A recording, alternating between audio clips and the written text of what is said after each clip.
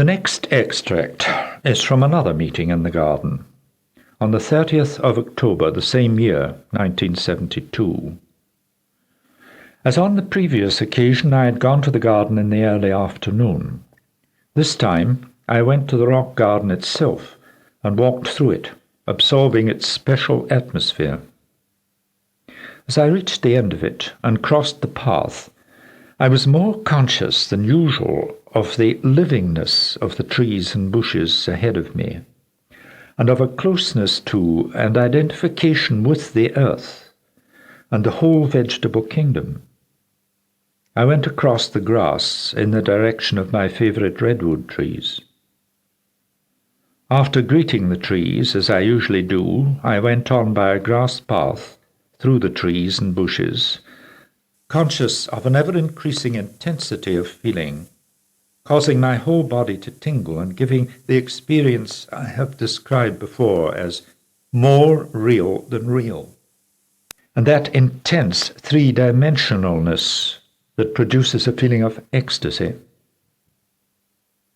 I came out of the path onto more open ground and went diagonally down the slope. As I did so, I experienced a tremendous feeling of exultation. Such experiences are difficult to express in words and can never be adequately recounted. Only a pale reflection of the actual experience gets across, and one has a sense of frustration because there is a shortage of the right meaningful words to give it true expression. When I reached the path I was making for, I crossed it and went to a seat a little way beyond it on the grass, where I sat and looked at the nearby trees. How vitally alive they were, though some of them had lost nearly all their leaves. I immediately became aware that not only were they alive, but they were communicating with me. The trees themselves, that is, not the tree spirits or the nature beings still working with them. I was not only overwhelmed by the love they were sending out, but realized that they were giving me thanks for the work I was being used for, in passing on knowledge to people about the consciousness and sensitivity of the vegetable kingdom, and the reality of the elemental helpers. The trees claimed me as one of themselves. This feeling of total oneness with all nature was wonderful. The unexpected appreciation was deeply moving. I now felt that my life had been worthwhile. Pan was sitting beside me, looking at me with amused affection. There was a sense of timeless wonder. The garden was full of nature beings. I expressed surprise at seeing so many of them at this time of year. Why not? Look at the number of trees that still have leaves on them. There is plenty of work to be done. Don't you think this is a beautiful time of the year? I certainly do. The autumn colorings are superb. How do you think the changes in color are brought about? Who are the artists responsible for them? I looked at him in surprise. Do you mean your subjects are responsible? I'd never thought of that. Yes, my subjects are responsible. They are, as you see, superb artists. Of course, the botanist will tell you differently. He has his explanation, I have mine. Which do you think is right? Take your choice. Both are probably right. It all depends on the way you look at it. Pan laughed. Both are right. You develop in wisdom. I've good teachers. Pan stood up and laughed. Come, let us move on. I rose from the seat and we began to walk in the direction of the west gate. There was one part of the garden I felt we had to go to, which I always think of as Pan's special place, a wild part, though it is not so wild now as it used to be. The grass which was once allowed to grow has been cut short. In spite of this, it has lost nothing of its mysterious atmosphere. We passed the road leading to the gate, and as we walked on, Pan turned to me and said, "All the time you lived at Cowford Cottage, you were unaware of the existence of such beings as nature spirits, in spite of your lifelong interest in esoteric and occult subjects." At that time, I would have dismissed belief in the real existence of fairies, gnomes, or elves as superstition, as figments of the imagination, the result of your scientific training. I tried hard to find rational explanations for all the psychic phenomenon I had come across and studied. But there were certain phenomena I had to accept, which I could not explain away. Why are you asking these questions? You must be able to read my mind, so you already know the answers. I ask the questions because I want you to re-examine the way you thought then and the philosophy you were developing. That belongs to my past life. Is it important now? You must never underestimate or despise the past. No doubt some of it can be discarded, but in reviewing your memories of those vital years of your life, you will see how the bridges were built between your exoteric and esoteric ideas and experiences, and the way they have been integrated. By studying how this was brought about in your own case, you may be able to help others to build their bridges. I see. I suppose I've always believed the past is important. As a scholar of many years' experience and deep study, you know it is. Those who throw away the riches of tradition do so at their peril. You can't flout tradition. If you discard it, you build on sand. We walked on in silence. Then Pan asked, "Did you believe in me in those days?" As a boy, I loved both the Greek myths and their Norse equivalents. The gods of both mythologies were very real to me. Yet, if anyone had suggested that I might one day see, talk to, and even touch one of them, I would have burst out laughing and said, "Utter rubbish!" And yet, I wonder. Perhaps the strong desire to find a scientific rational explanation for the unusual phenomena you were interested in was a surface veneer, part of the materialistic phase you went through, the "I only believe what I see and can demonstrate" period you have spoken about. It never succeeded in eradicating a deep fundamental belief in the true reality which was always there. As a kid, I passionately believed in fairies, until it was suppressed by school life and replaced by an irrepressible curiosity to find out how and why things worked, and what became almost an obsessional interest in physics and chemistry. Your original belief was suppressed but not destroyed. What was I to you then? With your interest in mythology, you must have known about me. Was I the nymph-chasing satyr? The being who produced a feeling of panic in woods? An evil spirit? A devil? No, none of these. You were the Pan of that wonderful chapter, The Piper at the Gates of Dawn, in Kenneth Grahame's The Wind in the Willows. I stopped speaking and stared at him, as something elusive rose up into my consciousness from the depths of the unconscious. Surely you have always been the wonderful and beautiful being you are to me now. Is that why? It is the reason why you were not afraid of me when I appeared to you. One of the reasons why you were chosen. We came to a seat beside a tree, not very far from the special corner we were making for, and sat down. My appearance must have come as a surprise to you. I laughed. Of course it did. But luckily for me, seeing and talking to the little fawn Kurmos broke the shock it might otherwise have been. I assume that was their purpose. I looked at him. You are an awesome being, you know. You radiate such a power, but you are not frightening. at least to me. I must always have felt love for you. Otherwise, as a human being, I would certainly have been afraid. But you were not.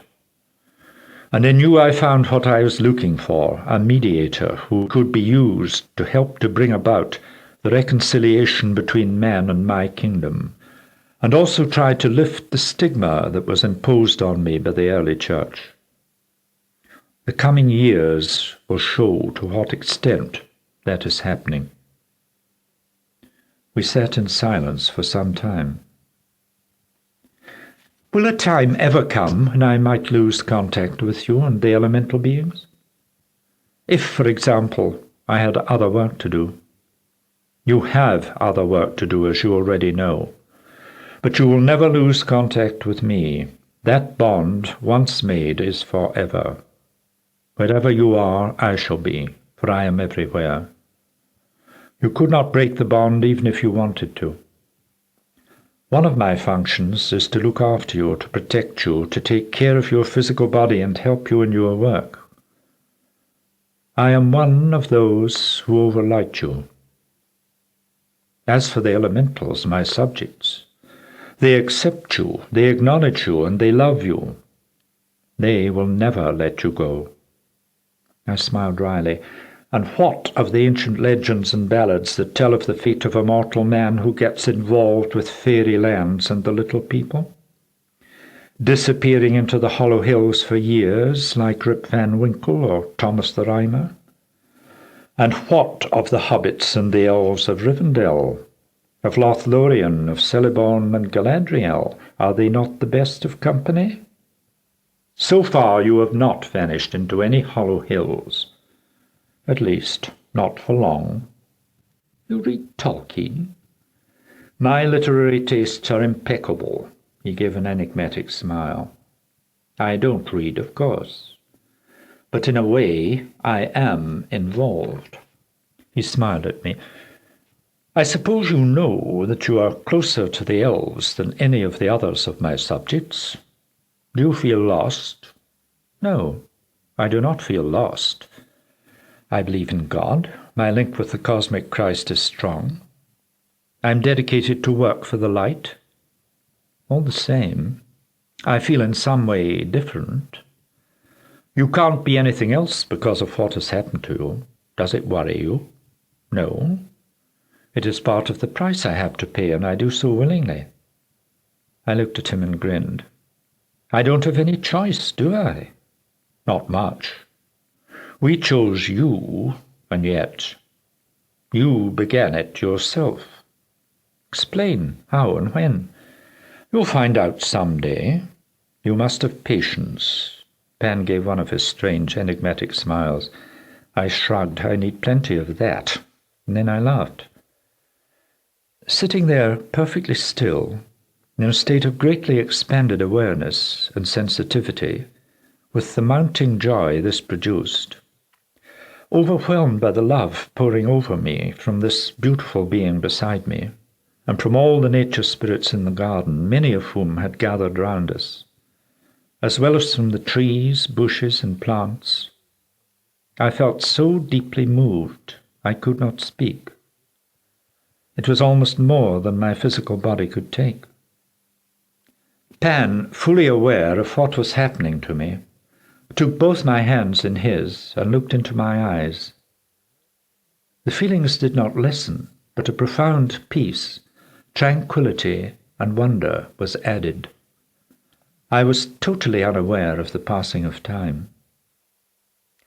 At last, speaking with difficulty, I said, You seem to feel this bond with my lower self, my conscious ego, just as much as with my higher self.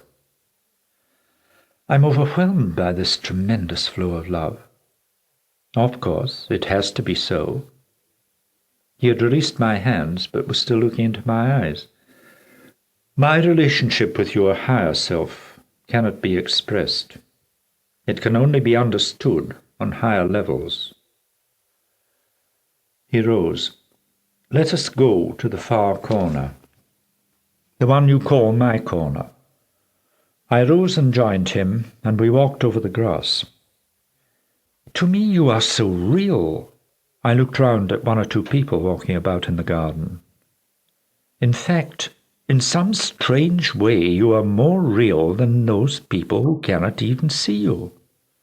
He glanced at me. Of course I am more real. Somehow, the thought of this eternal, true reality being mainly rejected by man depressed me. It was as if I experienced a sudden reaction from the previous joy. Man has developed his intellect for what? I asked. We believe that he lost his sensitivity and was cut off from contact with the other kingdoms and with God in order to do so. What has the so-called development of intellect led to? Greater and greater ability to trick, cheat, and destroy his fellow men, and exploit the earth and the other kingdoms for his own selfish ends. How can you and your subjects bear to share the earth with us? There are times when I am bitterly ashamed of my fellow human beings. Pan put an arm round my shoulder. Come now, he said, you mustn't look on the black side like this. Your higher self must be off duty. I shall have to take his place. It is true that man has done and is doing terrible things, as you say, but he is also doing great and beautiful things. Many men reach great spiritual heights in their lifetime. Sometimes they are great beings in incarnation. Concentrate on the good and the beautiful.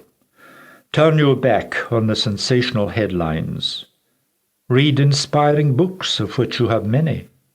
Listen to great music and lose yourself in fine paintings. Never forget that great art, in every sense of the word, literature, music, painting, and so on, contains behind it the true reality, the eternal truth, the spiritual teachings, and in some cases the basic truths of the ancient wisdom, and is a source of the great esoteric teachings, so concealed in symbolic terms. Of course you are right. But I find it difficult to understand why so many people despise art, failing to realize its purpose, and in spite of their boasted enlightened intellect and civilized behavior, take the true reality for imagination and hallucination, and believe that the illusory is the real. Pan smiled. Like Plato's men in the cave turning their backs on the truth and taking the shadows on the wall for reality. I laughed. The sudden black mood had passed. What? Pan talking of Plato? Why not? After all, I am Greek and proud of our philosophers. At least my seeming appearance is Greek, though my origin is much older. Talking of my appearance, what do you feel when people say I must be ugly? Disgusted and horrified. So I realize that few, if any of them, have actually seen you. What they are criticizing is an imaginary picture, conjured up from the description of you as half human and half animal, with horns and cloven hooves. I mustn't blame the human imagination for its lapses. I often wish they could see the reality as I do. You are a being of incredible beauty. The mischievous twinkle appeared in Pan's eyes. Gross flattery will get you nowhere. It happens to be the truth. Unfortunately, my debased counterpart, Antipan, has received most attention from artists because he is more easily contacted. And as you suggest, human imagination, where I am concerned, tends to be gross. And so the wrong image of me is perpetuated, and I am depicted with exaggerated horns, a beard, and animal legs, usually goats. It is unimportant. I prefer not to be represented in any material form. Unfortunately, the pictures of my opposite can channel negative energies and could even at times be evil, depending on the personality and degree of spiritual development of the artist. By this time, We had reached the special corner I associated so strongly with Pan, and we stood in silence for a time. We spent quite a while then, walking about, circling the trees and bushes, or just standing still. In spite of the proximity of a busy street on the other side of the hedge, there was a strange hush, a feeling of being almost on another plane of existence. That was why it had become the focal centre for the nature forces in the garden, and why I had to come here with Pan for some particular reason on this day, and make an essential contact, though I had often been aware of him there, and even seen him. The contact made, we left that part of the garden, going along the path that runs in front of the herbaceous border, and then crossing the grass to the beech tree under which I was sitting when the whole thing began in March 1966. There was no seat beside the tree now, so I stood leaning my back against the trunk, exchanging energies with the tree. The heightened awareness was as strong as ever. I could no longer see Pan, but was aware of his presence. Kormos appeared in front of the tree where I had first seen him. He was laughing. He danced round the tree just as he had done at that first meeting, and then started off in a wide circle round the one I was leaning against, circling it several times, spiralling in towards me, until he stopped opposite me and bowed. "In exalted company today, am I welcome?" "You are always welcome." I left the tree and started to walk in the direction of the east gate, the one I had entered by, accompanied by the little fawn and several elves who had joined us. We went as direct as possible across the garden to the gate. As Kormos and I reached it, Pan appeared beside the elves, who were a little behind us, and raised his arm in a farewell greeting. Kormos came with me out onto the main street. "Are you coming back to the flat with me?" I asked him. "You will be very welcome." "No, I'm only coming part of the way. This is one of my busy days." I grinned at him. "Is it?" "Yes, it is," he said gravely. He laughed. "I'm glad I was the first nature spirit you saw."